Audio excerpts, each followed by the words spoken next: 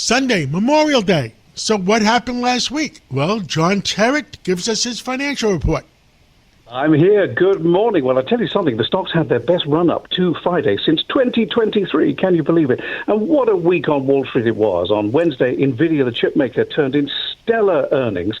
The thing that matters with them only is that they have demand and that they can meet that demand. And Wall Street is not too sure. Now, the stock was down about 2% when the earnings come out. But it usually does go down, strangely enough, in NVIDIA's case. Jensen Huang, the boss, says that there's plenty of supply and demand, and Wall Street is just not sure whether it's sustainable or not, so it's one to watch. I do think NVIDIA was overlooked a bit by SpaceX and OpenAI announcing their IPOs.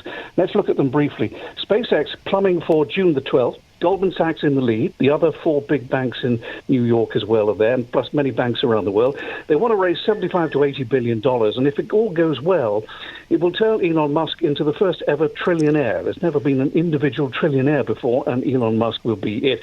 Now, there are questions about who will be the CEO. Will Elon Musk do it? Will he run both companies? Will he merge with Tesla one day? All of these things. But the big selling point for SpaceX is that their rockets are very reliable, and Musk is talking about data centers in space, and that's the big thing, apparently. Now, Elon Musk is not always very lucky. He lost a court case this week against OpenAI and Sam Altman in California. He sued them because he said, and remember, he was involved in OpenAI, the ChatGPT people in the early days. He sued them because he said they'd gone back on a promise to always remain as a non-profit. Unfortunately for Musk, the jury tossed the case because he filed the paperwork too late. And then the very next day, OpenAI comes out and says, aha, we're going to have an IPO now. I think they were waiting for the court case to be settled. Goldman Sachs and Morgan Stanley take the lead. On Friday, we had the 17th chairman of the central bank sworn in, Kevin Warsh, of course. Clarence Thomas, the Supreme Court justice, did it.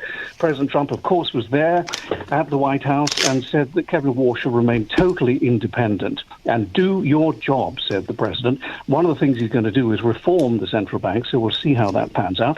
Quickly, the cryptocurrency story of the week looks like the Clarity Act, which is this all-enveloping act for all cryptocurrency transactions in America, will be pushed back now, a delayed floor vote in the Senate, mainly because the Senate went home last week, as you saw in the news. And John, this week, tomorrow is Memorial Day, so we remember the fallen and the military. Stock exchanges closed in New York.